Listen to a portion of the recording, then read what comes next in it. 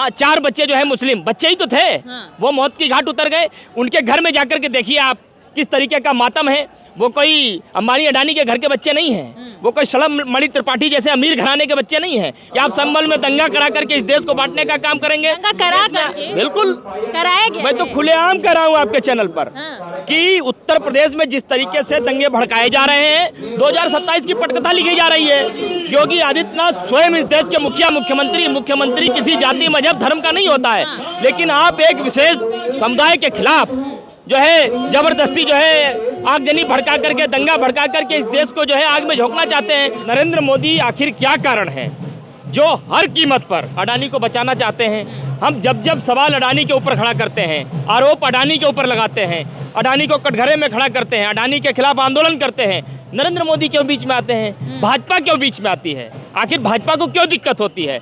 अगर भाजपा को दिक्कत होती है, आप से देखिए आज के 3-4 दिन पहले जब अमेरिका ने उन पे FIR दर्ज की, मुकदमा दर्ज किया और फर्जीवाड़ा के केस में मुकदमा दर्ज किया, हम लोगों ने प्रेस कॉन्फ्रेंस की। हम लोगों ने जब कहा कि हम जो है उनके खिलाफ संसद भवन का जो है संसद घेराव करेंगे, तुरंत ही बीजेपी के बड़े से बड़े लीडर ने प्रेस कॉन्फ्रेंस करनी शुरू कर दी। क्यों? इस बात का जवाब मुझे दे बीजेपी। आप बताइए क्यों कर रहे हैं वो प्रेस कॉन्फ्रेंस? क्या रिश्ता है आखिर उनका अडानी के साथ में? एक ही चीज़ समझ में आती है इन सभी गतिविधियों को देख करके कि अडानी जो हैं, अडानी नरेंद्र मोदी के भगवान हैं। अच्छा। और या तो मोदी अडानी के भगवान हैं, दो में से कोई तो एक किसी का भगवान है। और इसीलिए अडानी के खिलाफ आज भारतीय युवा कांग्रेस ने यहाँ जो है संसद घेराव का कार्यक्रम रखा है।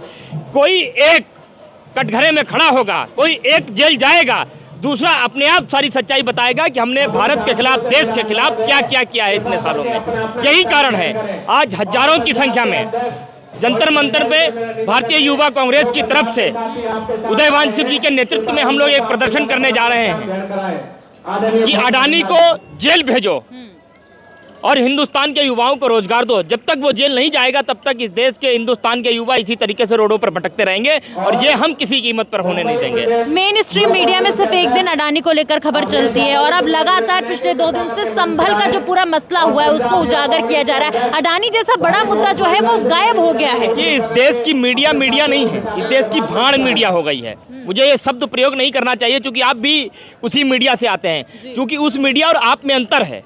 आप सब अपने रिस्क पर लेकर के अपना कैमरा माइक लेकर के जो है सच्चाई दिखाने का प्रयास करते हैं। आपका तो चैनल कभी कभी डिमोनेटाइज कर दिया जाता है क्योंकि आप सच्चाई दिखाते हैं। कभी आपका कैमरा छीन लिया जाता है, कभी आपकी माइक छीन ली जाती है। मैं बात कर रहा हूँ उस मेन स्ट्रीम मीडिया की जिसपे इस देश की सरकारें हजारों करोड़ रुपए खर्च करती हैं, हजारों करोड़ रुपए के उनको जो है वो एडवर्टाइज देती हैं। उस देने के बाद में भी उनको कोई एक ऐसा मौका चाहिए होता है कि जब भी मोदी के ऊपर सवाल खड़ा हो, सरकार के ऊपर सवाल खड़ा हो, अडानी अंबानी के ऊपर सवाल खड़ा हो, कोई एक ऐसा मुद्दा मिल जाए ताकि उनको छिपाया जा सके। उन्हें संभल मिल गया, वो संभल दिखाएंगे। कभी उनको बाराबंकी बहराइच मिल जाएगा, वो दिखाएंगे। कभी उनको हिंदू मुसलमान मिल जाएगा, वो दिखाएंगे। लेकिन इस हिंदुस्तान की वास्तविक स्थिति को कभी नहीं दिखाएंगे क्योंकि इस हिंदुस्तान की स्थिति से कोई सरोकार ही नहीं है। और वो चैनल जो हैं वो सब अडानी के ही तो चैनल हैं, सरकार के ही टुकड़ों पर तो पलने वाले वो चैनल हैं। यदि वो इस देश की स्थिति को अपनी स्थिति समझ करके दिखाने का प्रयास करते तो आज देश के हालात कुछ और होते। लेकिन आप देखिए इतना बड़ा मामला, अमेरिका ने FIR दर्ज की, धोखाधड़ी के मतलब रिश्वत के मामले में FIR दर्ज की। पूरा देश आज अडानी के खिलाफ खड़ा है, नरेंद्र मोदी से सवाल पूछ रहा है, सरकार से सवाल पूछ रहा है। क्या गोदी मीडिया में किसी भी एक एंकर ने इतनी हिम्मत दिखाई सवाल पूछने की? नहीं दिखाई। यही कारण है आज भारतीय युवा कांग्रेस के हजारों युवा सड़क पर हैं और वो एक ही बात नरेंद्र मोदी से पूछ रहे हैं, आखिर तुम्हारा क्या रिश्ता है? या तो नरेंद्र मोदी अडानी के भगवान है या अडानी मोदी के भगवान है, और दो में से किसी ना किसी एक भगवान को ये देश के यूथ सजा देने के लिए आज सड़कों पर आए हैं। किसी एक को तो जेल जाना पड़ेगा और जब तक एक जेल जाएगा नहीं तब तक दूसरा दूसरे की सच्चाई बताएगा नहीं। 19 तारीख को ASI की टीम जाती है मस्जिद का सर्वेक्षण करने, लेकिन फिर कल सुबह दोबारा टीम पहुंच जाती है। आखिर जब एक बार सर्वेक्षण हो चुका था तो दोबारा कल क्यों गए? साथ ही में हिंदू संगठन भी मौजूद था, नारेबाजी भी। क्या जानबूझ के उत्तेजित करने के लोगों को कोशिश की जा रही है? आपको एक नारा याद होगा आजकल, बटेंगे तो कटेंगे। ये नारा क्यों दिया गया? क्यों दिया गया? ये सोच समझ करके दिया गया। चलो भाई हम बटेंगे नहीं है तो बात समझ में हमें आती है, हम नहीं बटेंगे, आप भी मत बटना, आप भी मत बटना।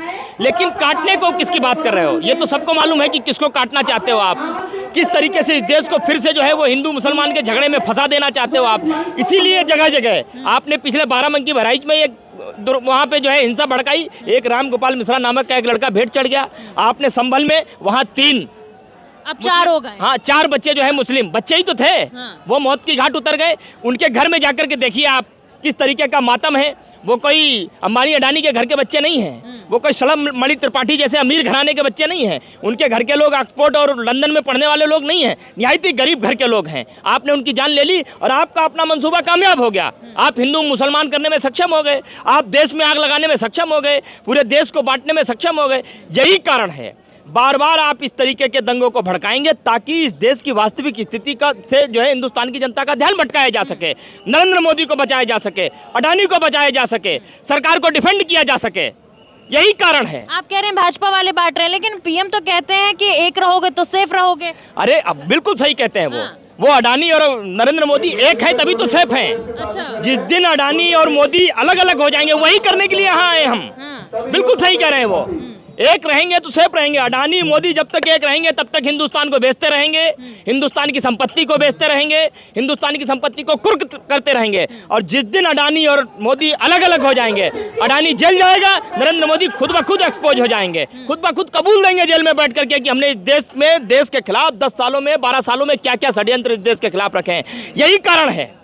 वो जो बटे गए तो कटोगे की बात कर रहे हैं, अब जरूरी है कि नरेंद्र मोदी और अडानी के बीच में दीवार पैदा करके इनको अलग अलग करना, क्योंकि जब तक ये अलग नहीं होंगे तब तक हमारा देश बचेगा नहीं, हमारा देश तब तक एक नहीं होगा। ये एक रहेंगे तो देश में जहर फैलता रहेगा और नरेंद्र मोदी इस देश के खिलाफ इसी तरीके से षड्यंत्र रचते रहेंगे। योगी जी नारा देते हैं बटोगे तो कटोगे, और साथ ही साथ ये भी कहते हैं कि यूपी का लॉ एंड ऑर्डर बहुत अच्छा है, फिर बहराइच में हिंसा कैसे होती है, बाराबंकी में भी वैसी हिंसा होते होते बच जाती है, और उसके बाद अब संभल। मैं सिर्फ एक बात कहना चाहता हूँ इस पर, जिस व्यक्ति का लालन पालन पोषण स्वयं मूल जलूल बयानों के साथ हुआ हो, जिसकी राजनीति की शुरुआत दंगों से हुई हो, राजनीति की शुरुआत पिस्टल कट्टे तमंचों से हुई हो, वो इस देश को या इस प्रदेश को, उत्तर प्रदेश को क्या सुरक्षित रखने की बात करेगा? मुख्यमंत्री बनते ही इनके ऊपर सैकड़ों मुकदमे दर्ज थे, आपने सबसे पहले मुकदमे हटाए।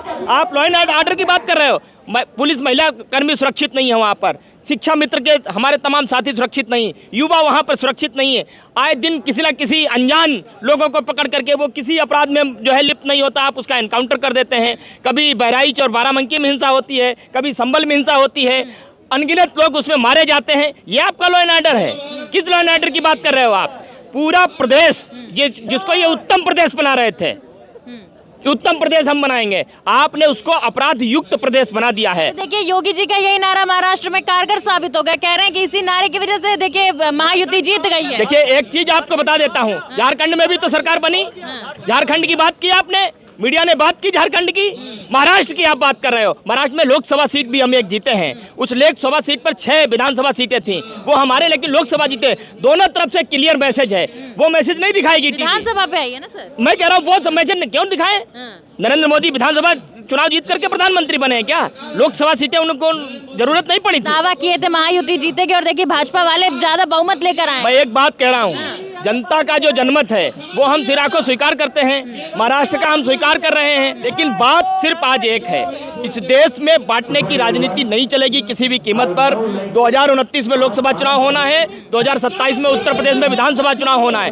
ये जो बटेगो कटेगो की बात करते हैं ये लोग, यहाँ इस देश का युवा उठ खड़ा होगा और उठ खड़ा भी हो रहा है। वो कह रहा है कि हम पढ़ोगे तो आगे बढ़ोगे की राजनीति वाले पर विश्वास करते हैं, जो पढ़ोगे आगे बढ़ोगे की बात करेगा हम उसको वोट देंगे, उसके साथ खड़े होंगे, और जो बटोगे तो कटोगे की बात करेगा हम उसको ही जो है यहाँ से अलग करने का काम अलग कर रहे थे कि महाराष्ट्र में सत्ता में आ गए हैं, हरियाणा में सत्ता आपके हाथ से खींच के ले गए। हमने जो है उपचुनाव भी तो था, कर्नाटक में उपचुनाव था, वहाँ हम चुनाव नहीं जीते क्या?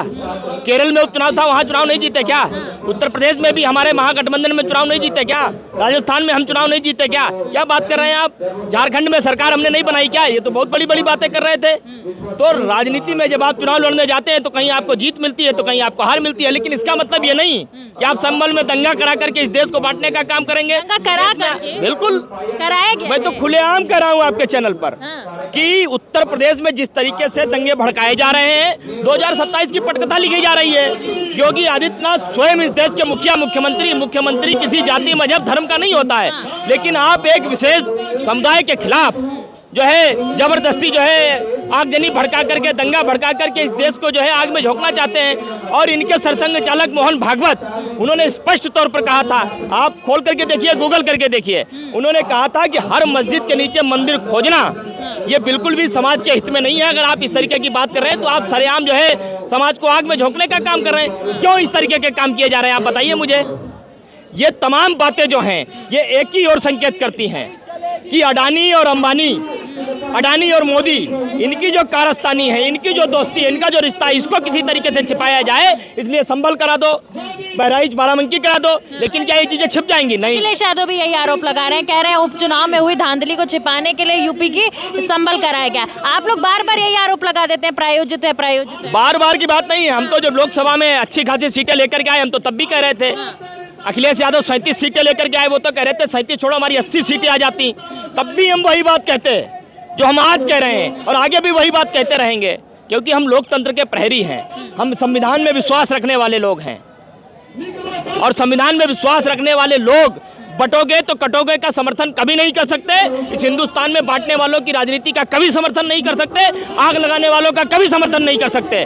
हम मोहब्बत की बात करते हैं, हम प्रेम की बात करते हैं। हम सारे समुदाय, क्या हिंदू, मुसलमान, सिख, जैन, पारसी, बौद्ध धर्म, सर आपस में मिलकर रहें। ये सबका देश है, सबकी बराबर की इसमें भागीदारी है, सबकी हिस्सेदारी इसमें होनी चाहिए। किसी एक राजनीतिक पार्टी आग लगा करके इस देश में राजनीति करने का प्रयास करेगी तो ये पूरा देश उसके खिलाफ खड़ा होगा, और खड़ा भी हो रहा है उनके खिलाफ। आज संभल में जो हुआ, उससे जो है कोर्ट ने सवाल पूछने शुरू किए, उससे अन्य जो तमाम सामाजिक संगठन थे उन्होंने सवाल पूछने खड़े किए शुरू कर दिए, जनता ने सवाल पूछने शुरू कर दिए कि आप इस तरीके के काम आखिर करके क्या करना चाहते हो, क्या दर्शाना चाहते हो। एक ही कारण है कि आप कितनी भी कोशिश कर लीजिए, मोदी और अडानी के बीच की जो दोस्ती है, और जिस दोस्ती ने इस देश को बर्बाद कर दिया पूरी तरीके से, उस बर्बादी का कारण हम खोज करके रहेंगे। या मोदी को जेल जाना पड़ेगा या अडानी को जेल जाना पड़ेगा, दो में से एक काम होकर के ही रहेगा। इसमें ये कितनी भी कोशिश कर लें, इसको रोक नहीं सकते। ये बहुत बहुत शुक्रिया आपका।